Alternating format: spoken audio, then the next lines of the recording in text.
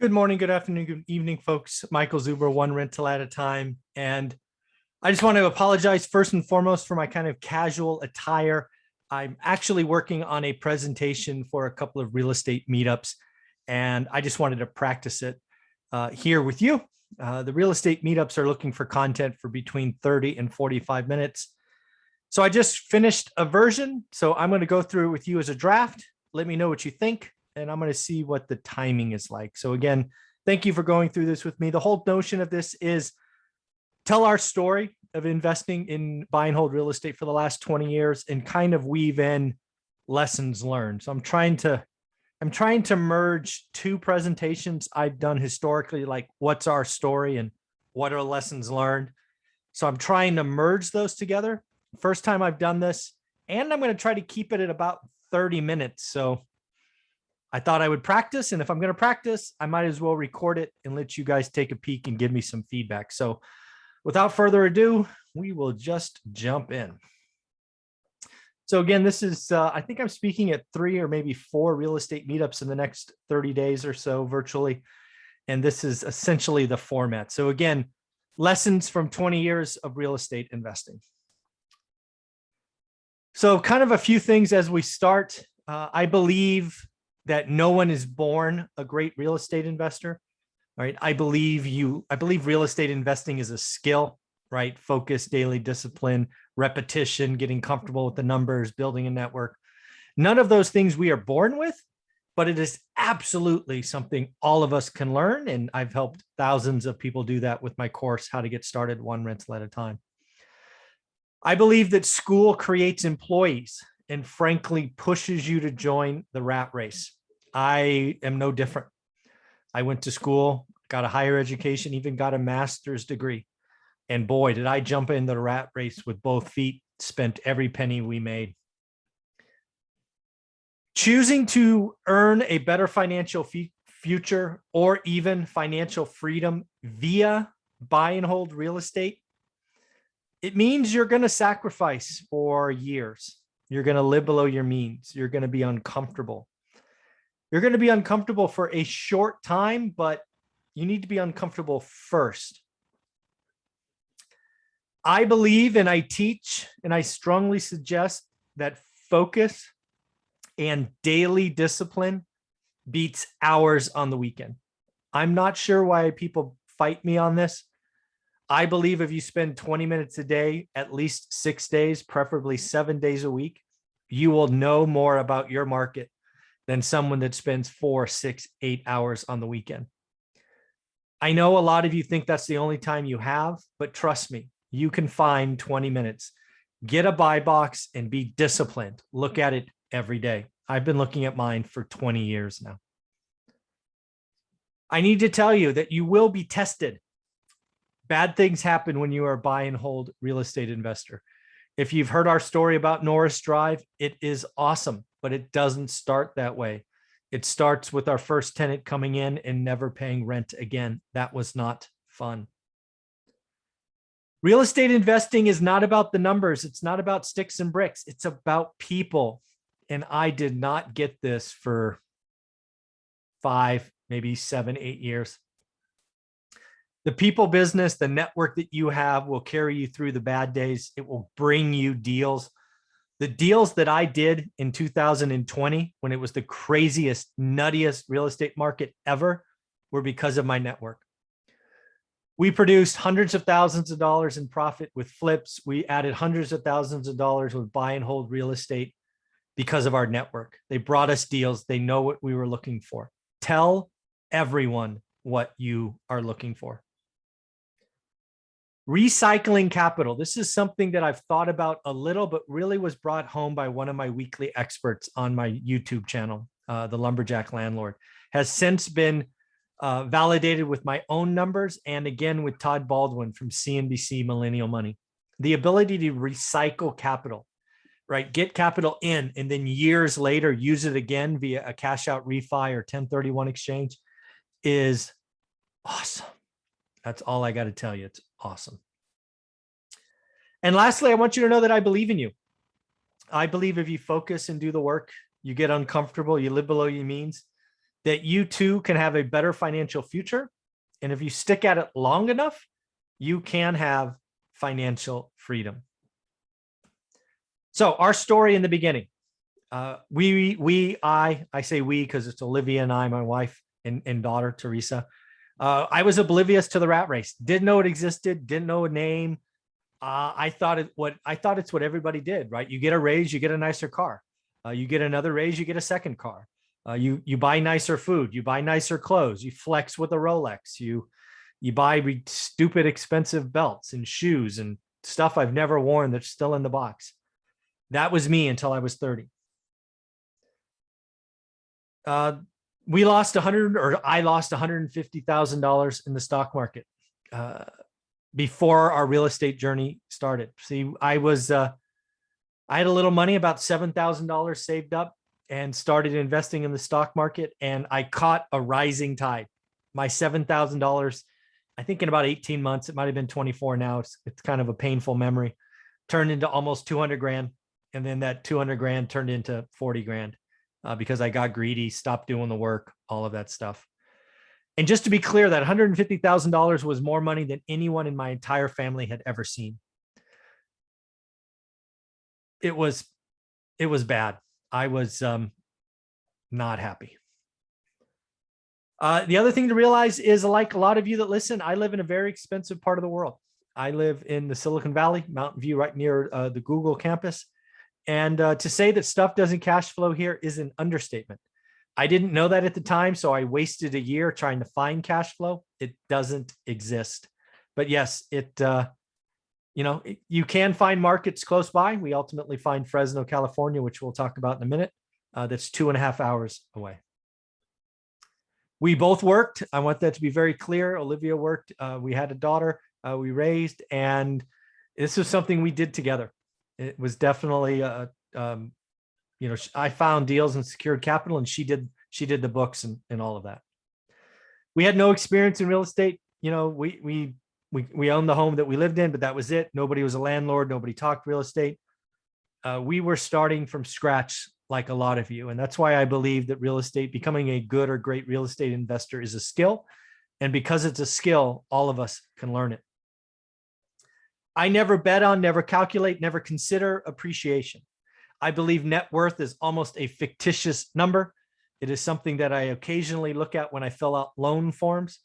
But yes, I care about cash flow and expenses and making sure my cash flow exceeds expenses. When we chose Fresno, California, we were sitting in our kitchen in Mountain View. We were drawing circles and found Fresno to be a large market that was 2.5 hours away.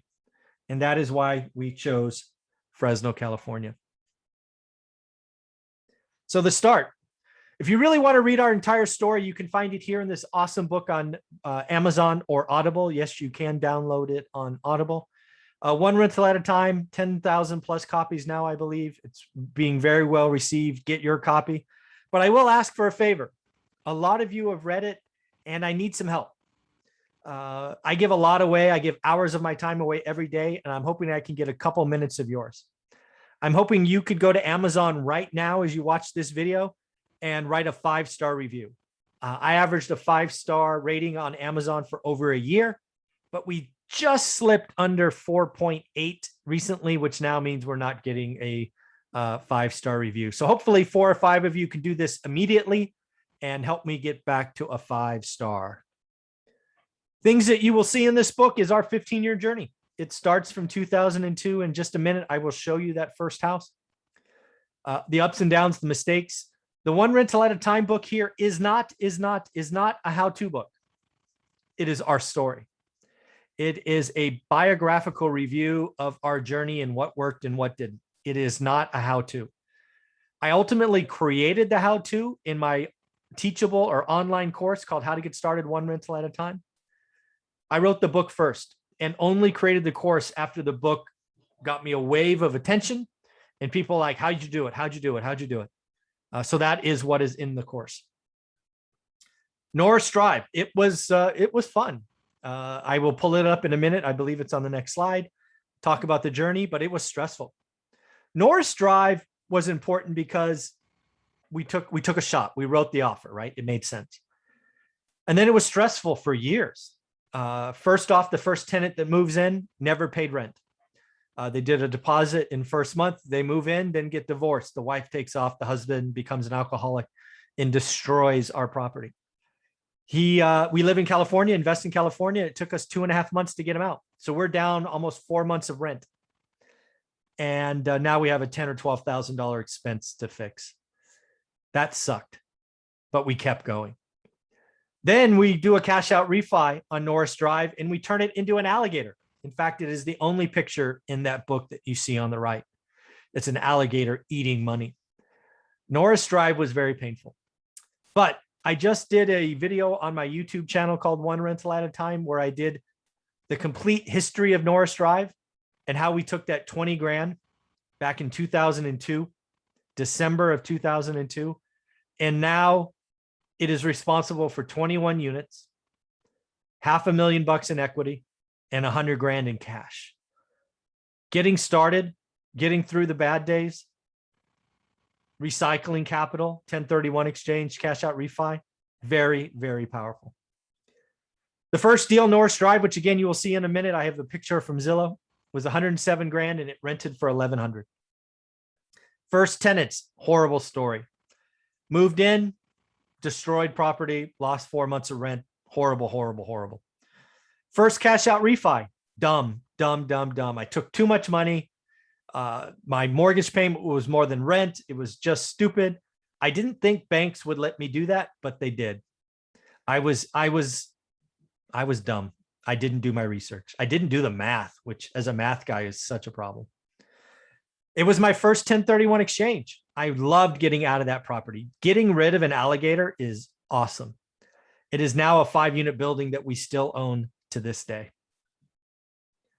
And again, recycling capital. That first 20 grand for me back in December of 2002 is now $500,000 in equity, 100 grand in cash, and 20 some odd units. That's what happens over 18 or 19 years, is recycling capital.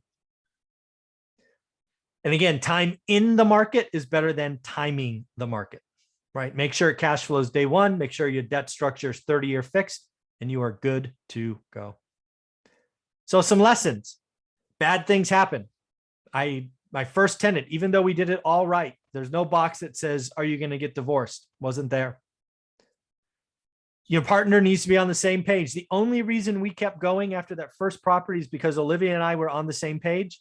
We validated that we did nothing wrong. We just had to suck it up and keep moving forward. This is a get rich slow business. We did not know that this was going to work, and certainly work out as well as it did the first decade. It starts as a little drip and then a trickle and then eventually a rush of water.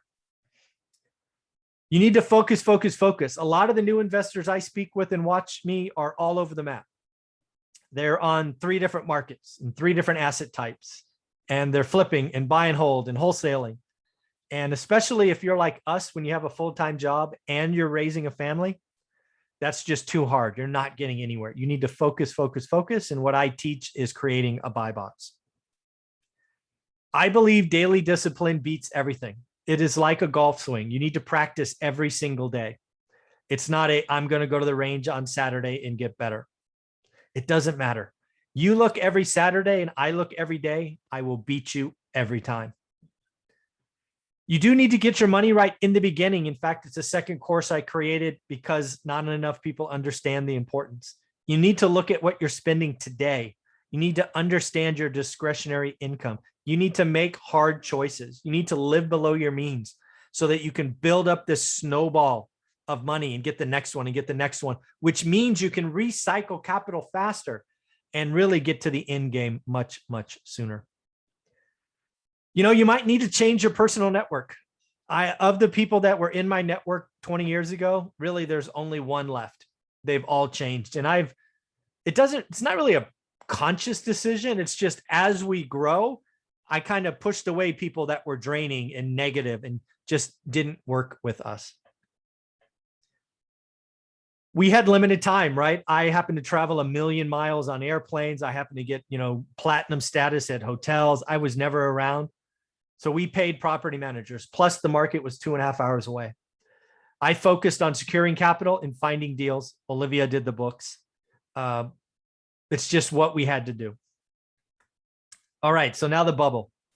So here's the deal. Here's Norris Drive. That's us, 1818 Norris Drive East. Our purchase is at the bottom on December 11th, 2002. We bought it for 107 grand. First thing I want to point out is we sold it, or 1031 exchanged it in 2005 for 264. What's not on this report is the house kept appreciating for about another 6 months, ultimately peaking at $300,000 even. So in fairness, I sold early, but again, it allowed me to exchange into a building. The next thing to talk about is the crash took time. And, ultimately this retrades at 75 grand. And now 2021, it's looking at the top, it's rated 285 grand. It took 16 years to get back to above 264 is what we sold. So this is what I mean. When I buy, I plan to hold forever. But if you want to overpay, I will let you. So for me, again, markets can become bubbles. I use what's the affordability index. It was first introduced to me by Bruce Norris. For me, that is produced by California Association of Realtors, car.org. I suggest you go look for yours in your market. Go look at 2000, 2005, 2010, 2015, and 2020 minimum, if not every year, and see what it tells you. Because for me, the affordability index said, Michael, in 2005, you need to sell. Housing is unaffordable in Fresno, California. Get out. And that's what we did. We sold we exchanged every house. That's what saved us. We did awesome in the crash because we got out of housing when it was unaffordable. And just so you know, today in Fresno, affordability is about a 42. That is because incomes are up and rates are down. Our plan is to buy and hold forever, except when somebody wants to overpay. We sold houses at the peak. We sold some apartments in 2019 because people wanted to overpay. We 1031 out of houses into apartments. And again, remember, if you would have held in 2005, it would have been 15 years until we got back to 264. That would not have been fun. And remember, at that time, it was an alligator for me. I would have hated to carry that property for 15 years, and frankly, could have lost it if we didn't get out. Lessons from the bubble popping. Real estate assets do not move together. What we learned in our time is houses were going up. Everybody wanted a house. Everybody was flipping houses. Everybody wanted to flip condos, but multifamily was undervalued. It is really crazy to think about today, but apartments were undervalued. We sold Norris Drive for 260 whatever, and we bought a 5-unit that tripled the income for less price. It was that easy to do apartment deals back then. Something else we learned is banks. Banks get nervous. Banks get scared. Banks can pull fully approved loans. Folks, it happens. In fact, Anna Kelly from our weekly expert series on my YouTube channel talked about $1 million beachfront home she's buying that their loan was pulled on the day of funding. Think about that as how do you do? But yes, banks can pull loans, banks can get nervous, and banks can say no. When fear enters the market, when the press and the media start preaching fear, it scares everyone. And unless you do the daily work like I talk about, you're going to miss it. Fear, taking action because you know the market in the face of fear is an awesome feeling. We bought dozens of homes for under 50K that are worth nearly 300 today each. Taking action in the face of fear. Hard money is helpful. We had banks say no to us, 800 credit score, 7-figure net worth, 6-figure incomes, never missed a payment. And banks said no.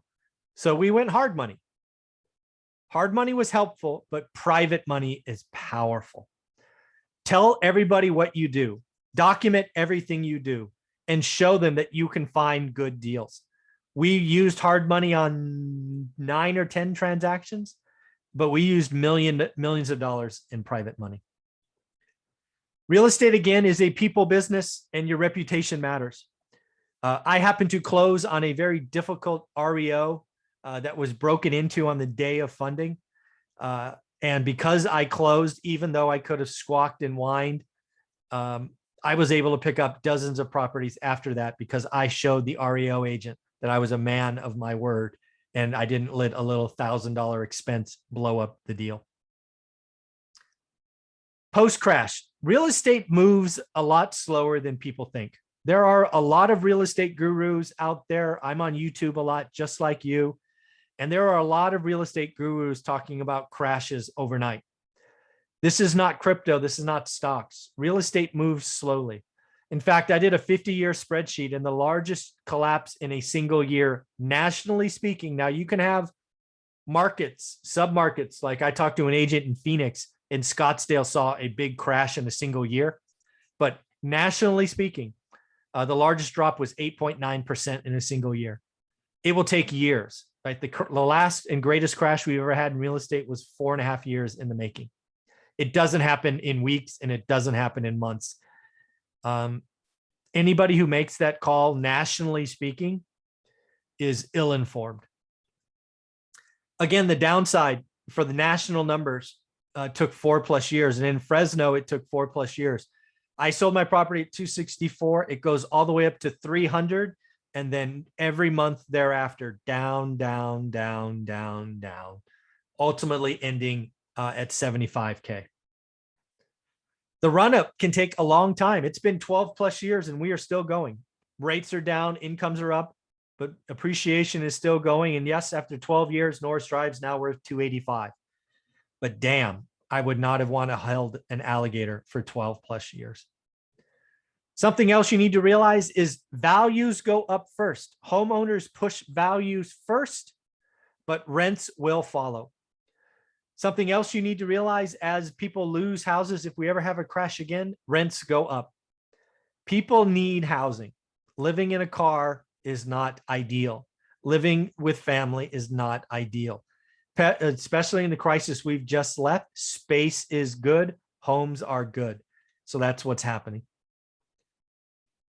The crash of last cycle was done by a bad loan products, bad lending, liar loans, pick a payment, adjustable rate mortgages. It was that collection of stupidity that got amplified with CDOs and collateralized debt obligations and counterparty risk and just betting on betting on betting. That's not what we've had since, and that would be hard to repeat. Not impossible, but just hard to repeat. We have looked at other markets. We invest in California. Lots of people say investing in California is stupid. We haven't never invested anywhere else. But yes, we have looked elsewhere. We did look at Texas. We did look at Nevada. We looked in Colorado, I think, but we've never left. I just never wanted to rebuild a team. Building a team is very hard. Olivia left after 8 years ago now, almost 9, and I left work 4 years ago. I do believe this is a saying that I got from Dion, one of my weekly experts from Dion Talk Financial News. He's a big guy on Bigger Pockets. It is always a great day to buy a great deal. But here's the trick. That's not a coy phrase. That is an awesome phrase. The only person that can identify a great deal is someone who's done the work every day and can tell me what is average. For Dion, he says his market is 8%. So he wants to do deals at 10 or more. And if you don't know what I'm talking about is yield or return on capital or cash on cash, it is the thing that I teach and talk about and compare deals every day. Lessons post-retirement. We're never going to stop, right? Real estate investing is not professional sports. It doesn't have an age limit. We have added units every year, even adding a unit this week, or actually 2 units this week. I'm buying a duplex. Helping others see what is possible is amazing. I have this contest right now where if you watch this video and it gets you excited and you buy a rental, let me know your address and I will mail you a card. It's this 500 sign over my left shoulder. I'm trying to measure the positive impact of everything I do, whether it's my book, this YouTube channel, or my course. I want to see what's happening and I want to celebrate you because I believe in you. I do believe getting to 4 rental properties first is your goal. It's not about having 10 or 50 or 100 or 1,000 or 10,000. Those are cute goals, but ill practical. Start with getting 1, then 4, then 10. If you get to 4, I believe you have the power to let recycling capital work for you. Cash out refis, 1031 exchanges. And if you just have 4 and you only ever have 4, you have enough assets that will help you beat inflation. The values will go up, rents will go up, and it will go up faster than what you spend on food and gas. You just have a bigger base that lets you win because of inflation. Again, focus on 20 minutes a day. I can't stress this enough. Focus and daily discipline is my superpower. I will beat you every time. Lots of people battle me on this. I can give you 4, 8, 10 hours on the weekends. Sorry, 20 minutes a day, every day. Look at your buy box. It should be quick. It's what I teach. It's what I talk about. It's what's in my course. I do think that Getting Your Money Right is a course I have, $99, that is underappreciated. It was so helpful. It talks needs versus wants, understanding your discretionary spending, turning time instead of price into time. It's just very powerful, allows you to get the entire family on one page, brings you budgeting, things of that nature. In the end, you can follow me on YouTube. Right now, we're at 22,600 subs. Thank you very much. Please subscribe, please like, please comment. Just so you know, I produce an amazing amount of content every single day. We have a daily financial news show at 7:30 a.m. It's more than 2 years running, every day, 7 days a week. I interview at least 8 multimillionaires every week, and we cover 3 topics each. I do cover hot topics that may come up: eviction moratorium, 1031, lending, things of that nature. I'm still buying, so I share details, property walkthroughs, all of that. I do a Saturday live stream. It's a 1 day. I do not talk to any experts. I give an hour of my time to you at 8 a.m. This is most weekends, probably 45 or 46 weekends out of the year. There are some weekends where I just do family stuff. So in the end, I want to thank you for your time. I tried to get this done in a half hour. Hopefully you got something out of it. If you want to know anything about me, again, you can buy the book One Rental at a Time on Amazon or Audible. But if you're ready to get started, the best thing you can do is buy my course, How to Get Started One Rental at a Time. I give you everything I did to get started, everything I did to earn financial freedom. Now I have bonus content from amazing millionaires to give back to you: house hacking, self-management, raising private money, Airbnb, the list goes on and on. And you get access to a free private Facebook group, which is worth the $299, the $300 by itself. So at the end, I appreciate you watching my run through of this. I actually have no idea how long this is. I'm hoping it's about a half hour. Have a wonderful day. Bye.